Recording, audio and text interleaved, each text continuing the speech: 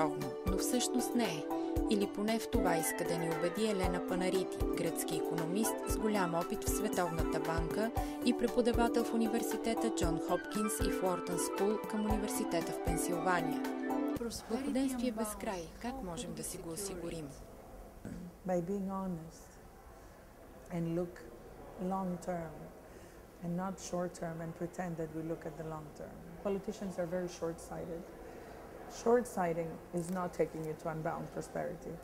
Long-sightedness and the building of trust is the pinnacle of getting to prosperity. And I'll explain to you why. In economics and mathematics, we have something called game theory. And in game theory, we have different sets of games.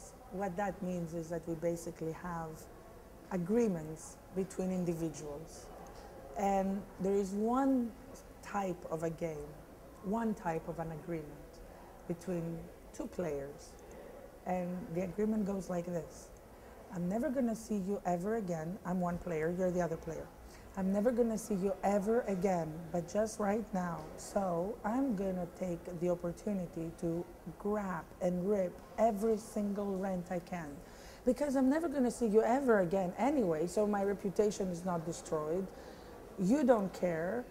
So I'm going to just grab everything I can and I'm going to run. So it's a fight of who's going to get more.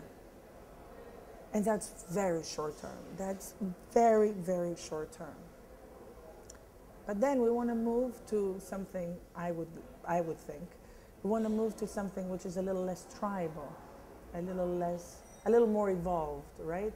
Which is continuous games. I am going to see you tomorrow. I would like to keep a good relationship.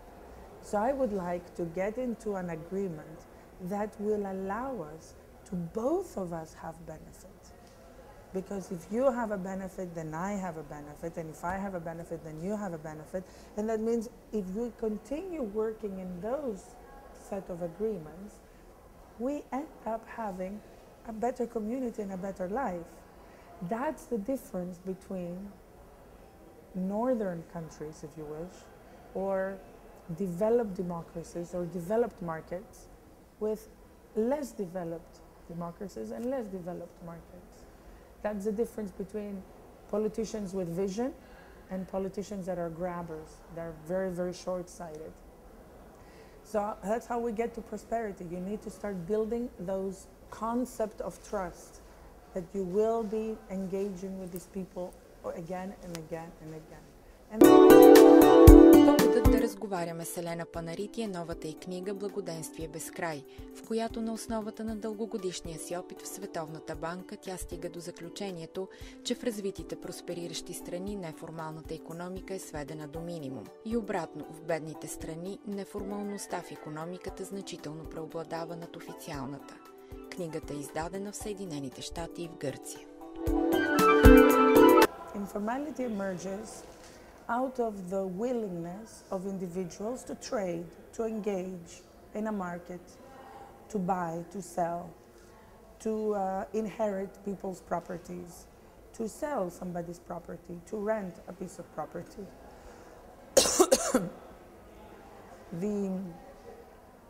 When the formal structure that regulates a market, when the formal structure that regulates an economy is very complicated, it becomes every year even more complicated.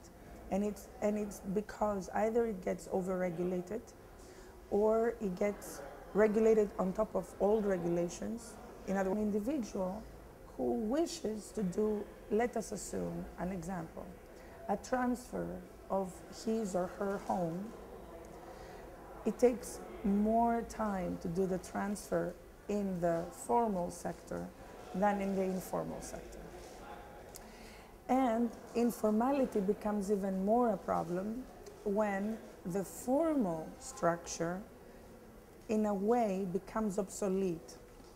Individuals who are logical and rational decide that they're not going to get engaged into such a energy draining, costly and unpredictable exercise. Instead, they will limit themselves into a knowingly insecure, but less expensive and quicker transaction. So that's the informal market. And the informal market, it assumes it's not black and white. You can have about 70% of the world's population, about more than 4 billion people in the world, live and work in the informal market. And informality means that you may not have full security of your home or of your apartment. And you can identify that when it is not possible for you, for example, to sell it very quickly, to rent it. Елена Панарити обаче припомня, че неформалната икономика е различна от сивата икономика. The black market, on the other hand, is something rather different. The black market is a willingness to engage in black corrupted activity so that you can extract rent, you can extract higher profits. It is done with a purpose from the very beginning of the behavior, from the very beginning of the agreement. Both parties are knowledgeable of the fact that they're engaging in a black activity. An example of that activity is that I will be knowingly building a house in a place where I know it does not belong to me.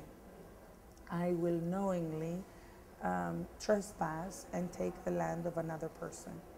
I will actually then go and do contracts and hire a notary public or a lawyer, will pay money, and then everybody is engaged in this black activity.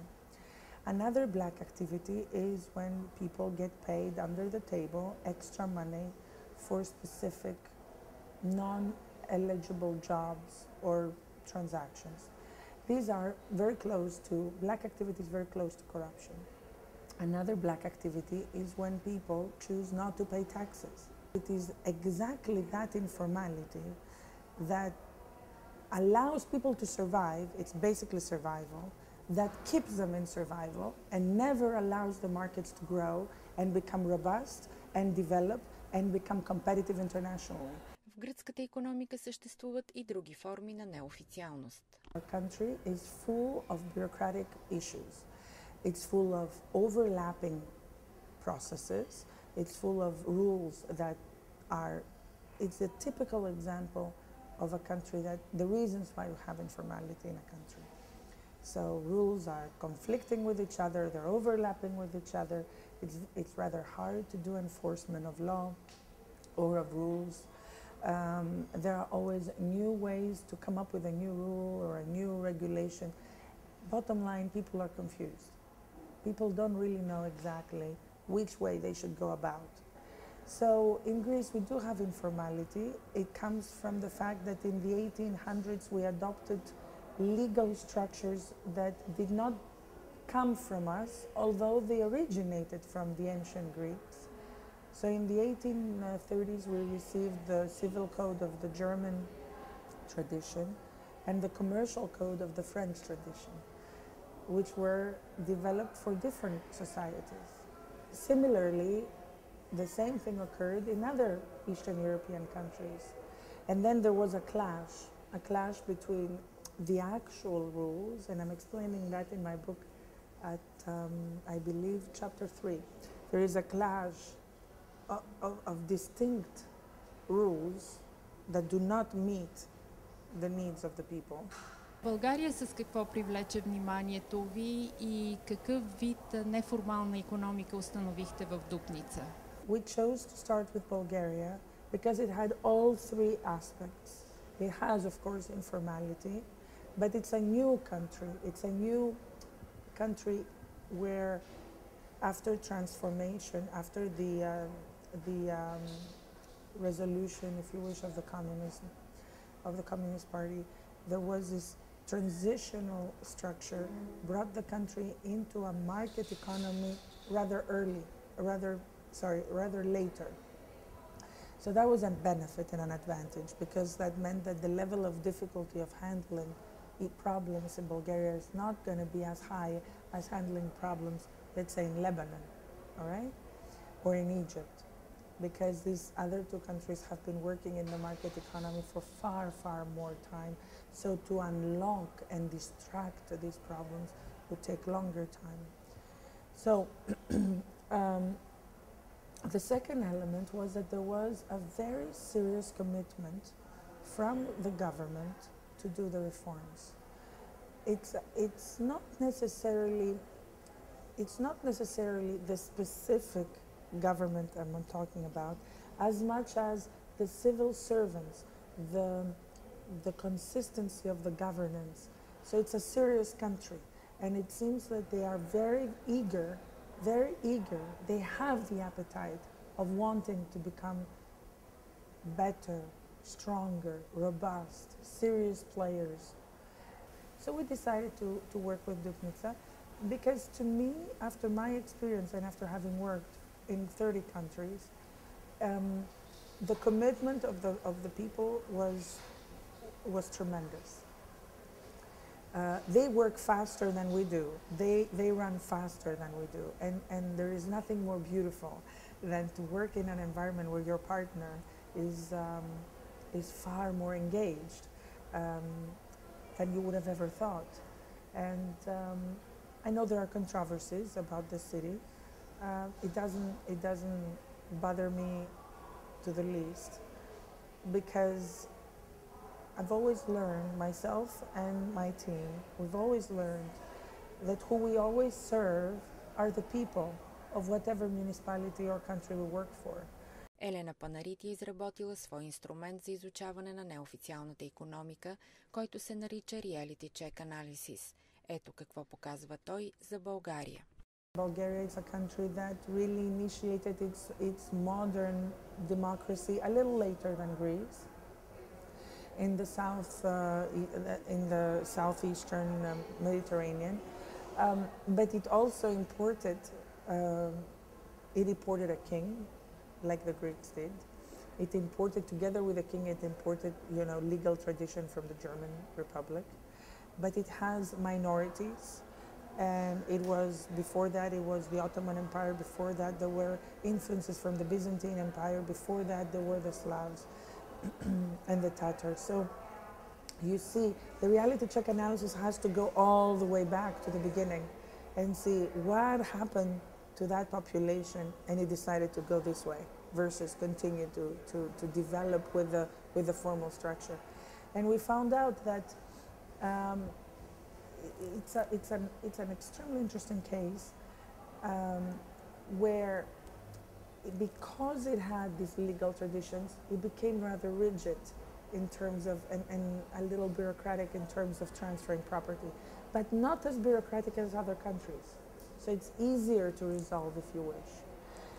Why not as bureaucratic? In a way, I will tell you that the communist period was actually not a very negative period in that regard. And what do I mean by that? There were not very many transactions for 70 years. So right now it's easier to clean this. The problem starts from the day of restitutions. So the day we started having restitutions, that's when you start having black markets operating, people not really, because of the informality, people designing the properties in whichever way and forms they thought it's easier for them. And we are basically working with the framework of the reforms that have already been established since '94 and later on ratified in 2003, I believe, or 2004. And we just basically apply those by putting them down to the people. But the way we do it is we start from the people and try to get the people's involvement. There is no other way to get that, because it's super important to have confidence. And the database that we will build and the registry we are building, the database, it's a database of the municipality, it's a public database. It belongs to them. They will take care of it. They are already taking care of it. А на своите бъдещи български читатели Елена Панарити написа: на българите с пожелания за силен и дълъг път към успеха и продължителното благоденствие.